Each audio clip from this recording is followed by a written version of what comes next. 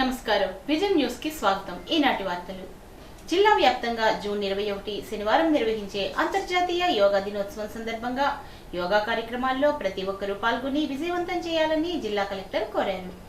అంతర్జాతీయ యోగా డే సందర్భంగా శనివారం నిర్వహించే యోగా కార్యక్రమాల ఏర్పాట్లపై శుక్రవారం కలెక్టర్ వీడియో కాన్ఫరెన్స్ హాల్ నుండి జిల్లా అధికారులు, మండల ప్రత్యేక అధికారులు, ఎంపీడీఓలు, తహసీల్దార్లు, మున్సిపల్ కమిషనర్లతో గూగుల్ మీట్ నిర్వహించారు।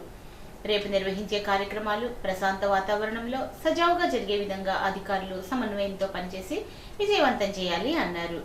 జిల్లాలో రిజిస్టర్ అయిన 8,80,000 మంది శనివారం నిర్వహించే యోగా కార్యక్రమంలో పాల్గొనే విధంగా చూడాలి అన్నారు।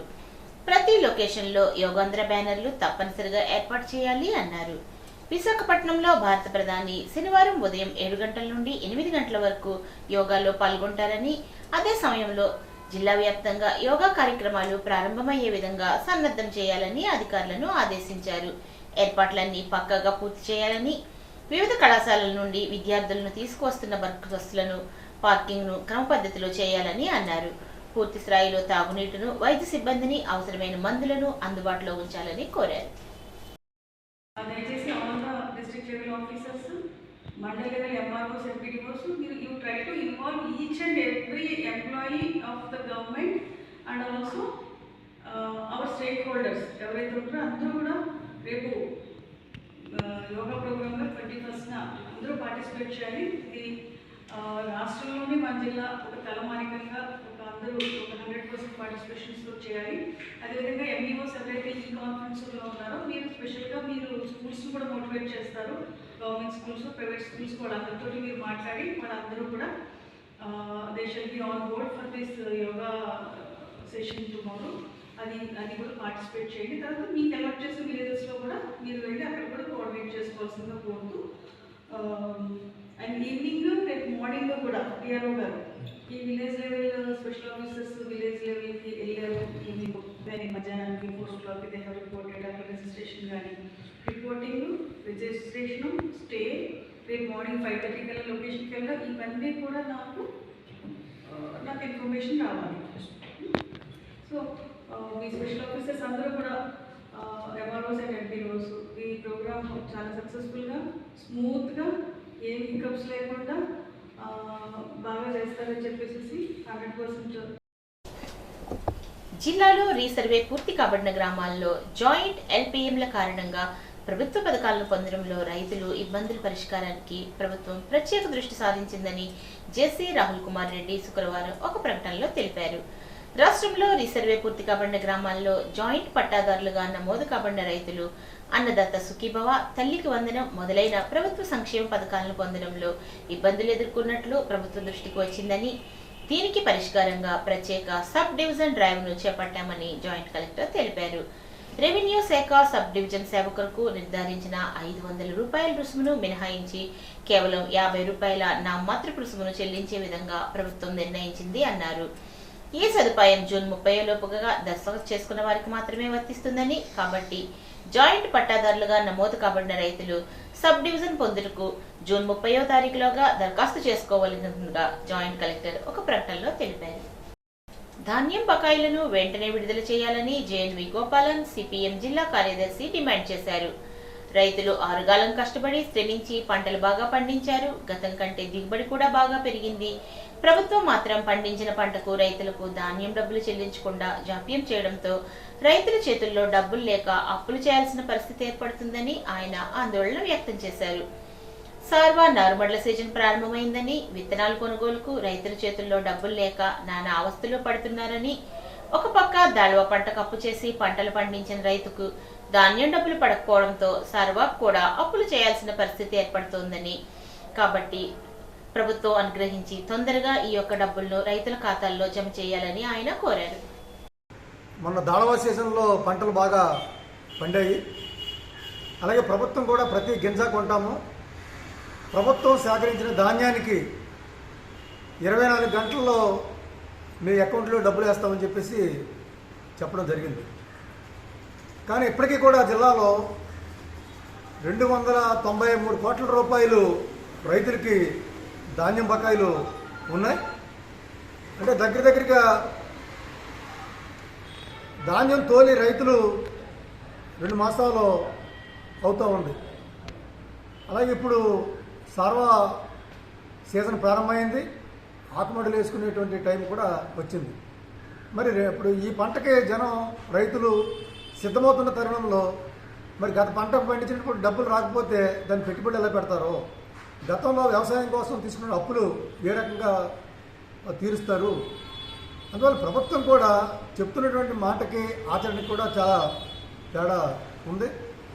రాష్ట్ర ముఖ్యమంత్రి చంద్రబాబు ఆదేశానుసారం తణుకు శాసనసభ్యుడు ఆర్మిల్లి రాధాకృష్ణ విజ్ఞప్తి మేరకు శనివారం ఉదయం 6 గంటలకు అంతర్జాతీయ యోగా డే పురస్కరించుకుని జరిగే యోగా కార్యక్రమాల్లో అన్ని గ్రామాల్లో ఉన్న ప్రజలు, కూటమి నాయకులు, కార్యకర్తలు, అధికారులు, విద్యార్థులు పాల్గొనాలని అత్తిలి ఎంపీపీ మక్కా సూర్యనారాయణ, అత్తిలి మండల టీడీపీ పార్టీ అధ్యక్షుడు పోలిశెట్టి చందు, సెక్రటరీ ఆల్తి అజయ్ కుమార్ కోరారు. యోగాను జీవన విధానంలో భాగంగా అలవర్చుకొని మంచి ఆరోగ్యంతో జీవించాలని కోరారు. శనివారం నిర్వహించే అంతర్జాతీయ యోగా దినోత్సవాన్ని అత్తిలి ప్రజలు విజయవంతం చేయాలని పంచాయతీ కార్యదర్శి భాస్కర్ కోరారు. ఉదయం 5:30 నుండి అత్తిలిలో ఎంపిక చేసిన 36 ప్రదేశాల్లో ఈ కార్యక్రమం జరుగుతుందని, ప్రతి ఒక్కరూ ఈ యోగా కార్యక్రమంలో పాల్గొనాలని ఆయన కోరారు. అత్తిలి రామన్నపేటలో గల ఐశ్వర్యదుర్గ అమ్మవారి ఆలయంలో శుక్రవారం విశేష పూజలు, హారతులు జరిగాయి. పోలిశెట్టి చంటి సహకారంతో భక్తులకు అన్నదానం జరిగింది. ఆలయ కమిటీ చైర్మన్ దాసరి నాగరాజు ఆధ్వర్యంలో ఈ కార్యక్రమాలు జరిగాయి.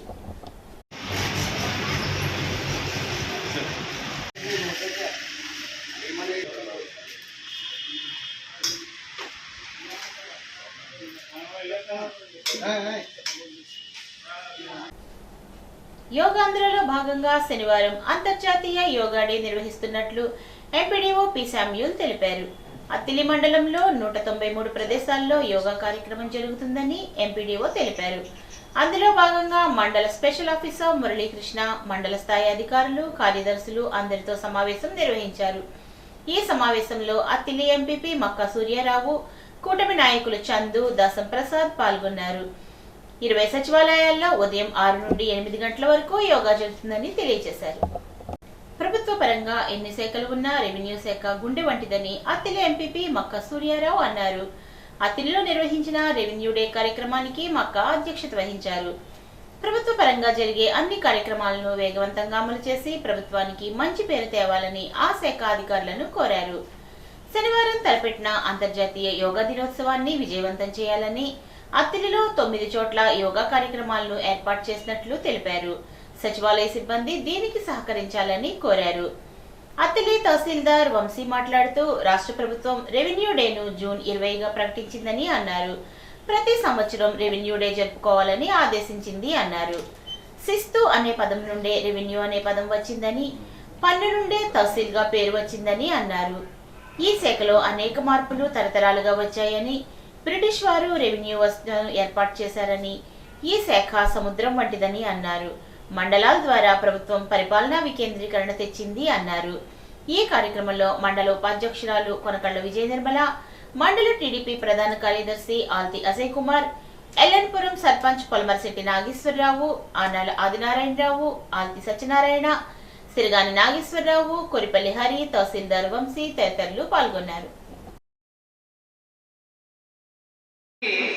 రెవెన్యూ డేగా గౌరవ ఆంధ్రప్రదేశ్ ప్రభుత్వం డిక్లేర్ చేసి దీనిని ఇదివరకు రెవెన్యూ డే అనేది ఒకటి లేదు.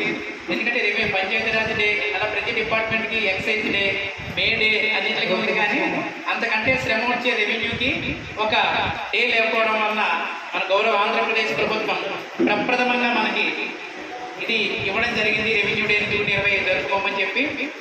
రెవెన్యూ శాఖ అనేది ఒకే శాఖ ఉండేది. యాక్చువల్గా మనకి రెవెన్యూ అనే పదం ఏంటంటే మన శిస్తు అనే పదం నుంచి రెవెన్యూ పదం వచ్చింది. మనకి కామన్గా తహసీల్దార్ అనే పదం ఉంది. తహసీల్దార్ అంటే ఏంటనుకున్నాం డిపార్ట్మెంట్లో జాయిన్ అయినప్పుడు. కృష్ణా జిల్లాలో పనిచేసాం. ఒక ముసలావిడ వచ్చి, బాబు తహసీల్ కట్టాను బాబు, అయినా నా పొలం నాకు ఇవ్వలేదని. అంటే తహసీల్ అంటే పన్ను అనమాట. ఇది యాక్చువల్గా రెవెన్యూ అనేది ఏంటంటే రాజుల కాలం నుంచి రెవెన్యూ అనేది ఉంది. దాన్ని కొంతమందిని నియమించి రాజుల కాలంలో కప్పం కట్టం అనేది మొత్తుండేది రెవెన్యూ. అది తీసుకొచ్చి మీ రాజ్యాన్ని నడపడానికి ఈ పొలాల మీద వచ్చే రెవెన్యూని భూమి శిస్తు అనే దాని గురించి రెవెన్యూ వచ్చింది. రెవెన్యూ డిపార్ట్మెంట్లో గత కొంతకాలంగా మనకి రకరకాల రకరకాల మార్పులు వచ్చాయి, చాలా మార్పులు వచ్చాయి. ఇది వరకు మనకి అక్బర్ కాలంలోనూ మొఘల్ కాలంలోనూ అలాగే బ్రిటిష్ సామ్రాజ్యం వచ్చిన తర్వాత ఈ తహసీల్దార్ పోస్ట్ పెట్టి దానికి మనకు అందరికీ తెలిసిన తహసీల్దారు పరమ భక్తుడు కంచర్ల గోపాల్ గారు. ఆయన ఏం చేశారు, మొత్తం తహసీల్ అంతా వసూలు చేసి ఆ పన్నుల్ని శ్రీరామచంద్రుడికి ఆభరణాలు చేయించారు. కానీ అప్పుడు ఏం జరిగింది, ఆయన శిక్షించి జైల్లో వేస్తే రాముడే వచ్చి విడిపించవలసి వచ్చింది, కామన్గా కల్లోకి వచ్చి చెప్పి. అక్కడ అంత చరిత్ర ఉంది తహసీల్దార్ చరిత్ర. సో దీంట్లో ఏంటంటే ఆంధ్రప్రదేశ్ రాష్ట్ర ముఖ్యమంత్రి మన ప్రీతమ నాయకులు చంద్రబాబు నాయుడు తణుకు నియోజకవర్గ శాసనసభ్యులు ఆర్మిల్లి ఆదేశాల మేరకు అంతర్జాతీయ యోగా దినోత్సవ వేడుకలు మంచిలిలో ఉదయం 6 గంటలకు హైస్కూల్ గ్రౌండ్ లో జరుగుతాయని గ్రామ టీడీపీ నాయకులు సిరగాని నాగేశ్వరరావు తెలిపారు. కూటమి నాయకులు, కార్యకర్తలు, గ్రామ ప్రజలు అందరూ ఈ కార్యక్రమంలో పాల్గొనాలని విజ్ఞప్తి చేశారు. యోగా ఎవరైతే చేస్తారో వాళ్ళకి కోపం అనేది ఎక్కువ రాదు, వాళ్ళు బీపీలోకి వెళ్తారు, బీపీ అనేది ఎక్కువ వస్తుంది. యోగా చేసే వాళ్ళు ఎవరికి కూడా కోపం. ఎందుకంటే ఈరోజు చంద్రబాబు నాయుడు గారు ఢిల్లీ మార్నింగ్ ప్రతిరోజు 1 గంట యోగా చేస్తారు. ఆయనకి ఎంత ఒత్తిడి ఉంటుందని రాష్ట్రంలో అనేక ప్రాబ్లమ్స్, ఎక్కడ ఏం జరిగినా ప్రతి ప్రాబ్లం వస్తుంది, ప్రతి నోట్సాన్ని కాల్సి వస్తూనే ఉంటుంది. కానీ ఆయనకి కోపం రాదు. ఎందుకు కోపం రాదు, చక్కగా సమాధానం చెప్తారు. ఈ విధంగా మనందరం కూడా ఎర్లీ మార్నింగ్ లేచి 1 గంట యోగా చేసుకుని, లేదంటే 1 గంట ప్రతిరోజు వాకింగ్ వెళ్ళి ఇలా మనం పీస్ఫుల్గా చేసుకుంటే కనుక అందరూ కూడా యోగా వల్ల మంచి పీస్ఫుల్ లైఫ్ అనేది వస్తుంది. అది బీపీ అనేది తగ్గుతుంది, కోపం అనేది తగ్గుతుంది. ఎందుకంటే అలాగే మన రాష్ట్రంలో విశాఖపట్నంలో పెట్టడం, ప్రైమ్ మినిస్టర్ రావడం మనకి ఎంతో గర్వకారణంగా అనుకోవాలండి.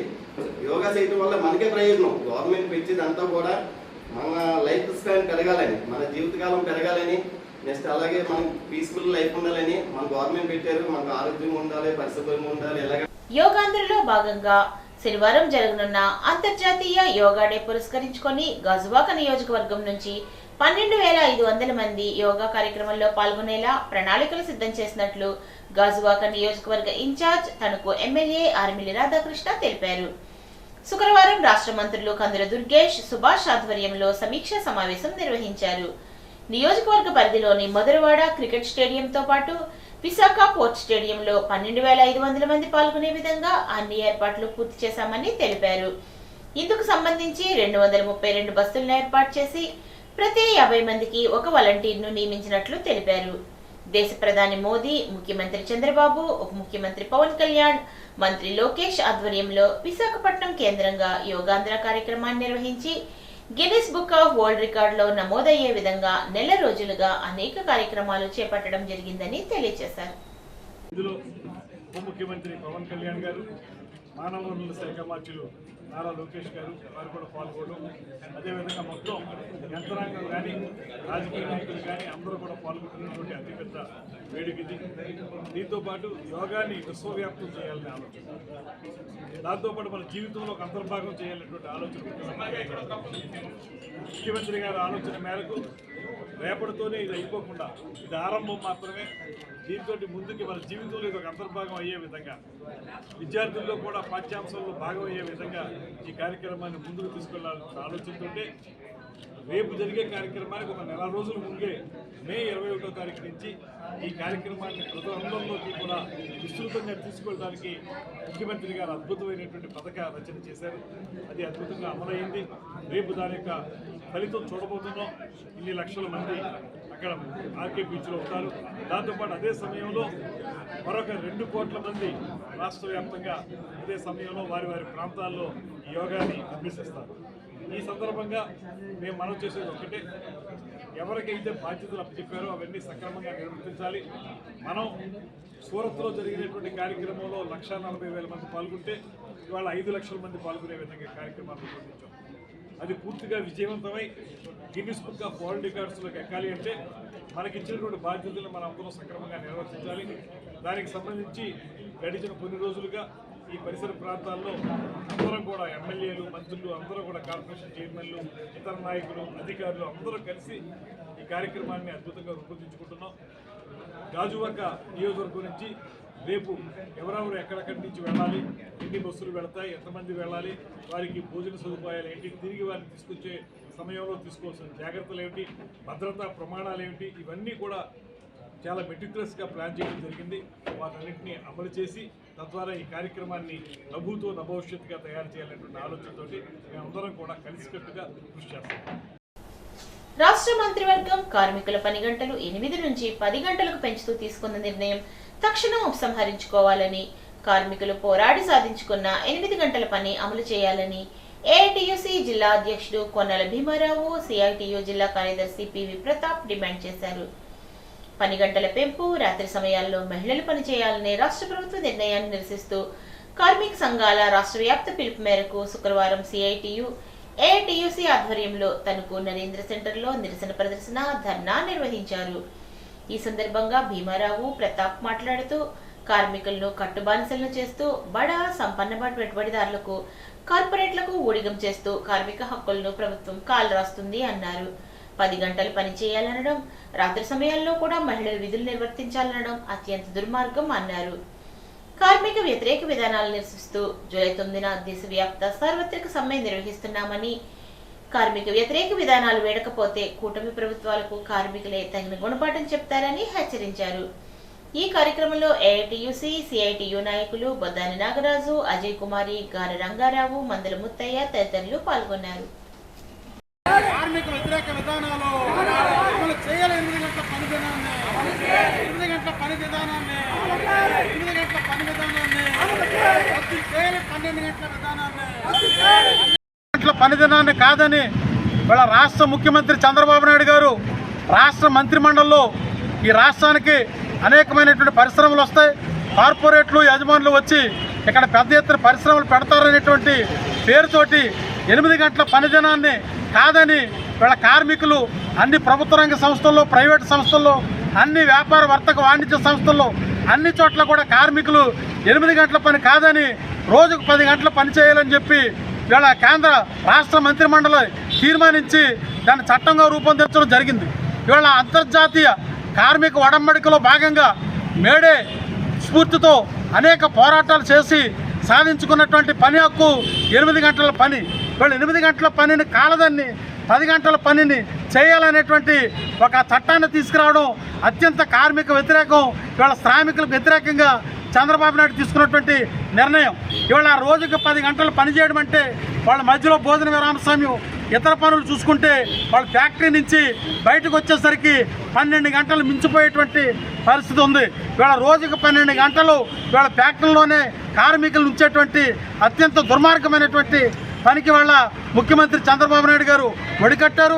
ఇప్పటికే కేంద్రంలో నరేంద్ర మోడీ ప్రభుత్వం కార్మికులు పోరాడి సాధించుకున్న 44 కార్మిక చట్టాలని రద్దు చేసి 450 కోట్లు కార్మికులకు వ్యతిరేకంగా పెట్టుబడిదారులకి, పారిశ్రామికవేత్తలకి అనుకూలంగా తీసుకొచ్చారు.